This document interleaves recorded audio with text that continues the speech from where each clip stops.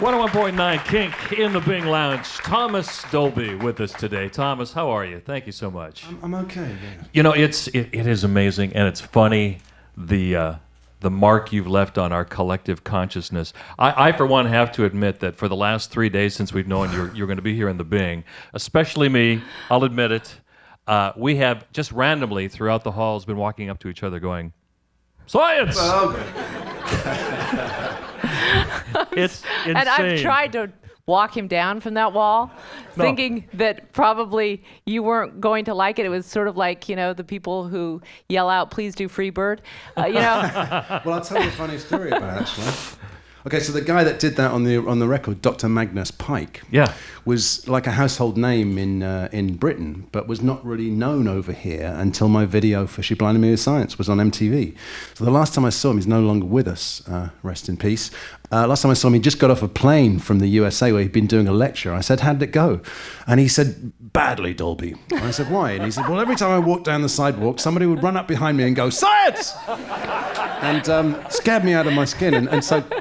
Actually, when I was putting together the little package for this solo tour that I'm doing, I went back to the multi-tracks and I found some little outtakes of things that he'd done. And it brought back to me, when I first put him in the vocal booth to do that, he went out there and he said, "What do I do?" And I said, you say, "She blinded me with science." And this is what he said. "She blinded me with science."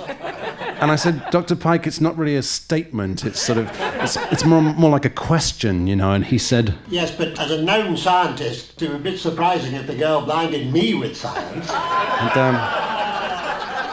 And I said, "Well, I'll tell you what, just give it to me a few different ways and I'll sort of edit it later." And he said, "Righto." And he went, "Science." I said, "Great." And a couple more and he goes, "Science." "Yeah, step it up a bit." And he goes, "Science."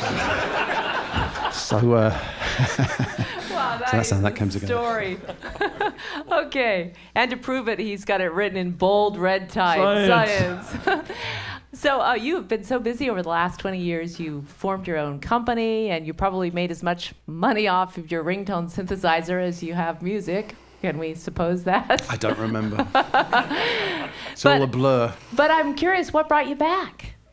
I discovered something about myself as an entrepreneur, which is that as soon as something actually hits pay dirt and becomes stable and is making money, I lose interest altogether. I mean, I'm basically at my best when I don't really know what on earth that I'm doing. And so I like working in a medium where it's all a bit bewildering and nobody really knows yet how it all works. So coming back to music after 20 years away is kind of great. It's a bit like Austin Powers, waking up out of a cryogenic freeze. And now it's 2011, there's all these shiny new toys. It's wonderful.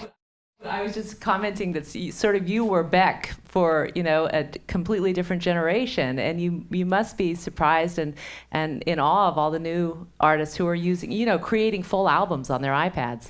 Oh yeah, which I think is terrific. For the most part, I don't have a lot of patience for it anymore, and I think that the thing is, back in the day, what really set me apart from many other electronic artists was that they were actually songs that I could play you on the piano and sing you, and they had a story, they had intros and verses and choruses and middle eights and things. They weren't sort of just a groove.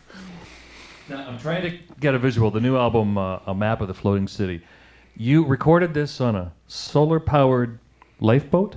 Yes, I live on the east coast of England, and Britain is sort of tipping to the east gradually, and it wouldn't have happened in our lifetimes, but with global warming, it's accelerating, and there's many little villages along our coast that have been swallowed up by the North Sea. So unlike most self-respecting middle-aged former pop stars that have a shed in their garden, with a studio in it, I went on eBay and I scoured it until I found an old lifeboat, ship's lifeboat from the 1930s. And I got local traditional boat builders to build me a new wheelhouse on it, which is now my studio. And that's where I did my work for the album. And it's powered by a wind turbine on the mast and solar panels on the roof. And you brought the guests, because you have a ton of guests on this album. Mark Knopfler, Regina Spektor. You just brought them onto the boat? In some cases, they came to the boat. In other cases, I went to them. Mark Knopfler invited me to his studio in London to do that. And Regina, I'd met because of the TED conference. Ditto Imogen Heap and Natalie McMaster, all people I'd brought into the TED conference where I'm the music director. And so they all guested for me on my album. But for the most part, we sent files back and forth. Now, before we get back into the music, kind of describe what A Map of the Floating City. It's 3 segments, right? Yes, there's 3 segments to it, and they're 3 imaginary continents called Americana, with a K, Urbanoia, and Oceania. And each one has a different musical flavor. So it's quite a broad spectrum of styles overall on the album. So it's kind of like a concept album. Well, let's get back to the music one more time. From the Bing Lounge, make him feel welcome. Thomas Dolby here to play for us.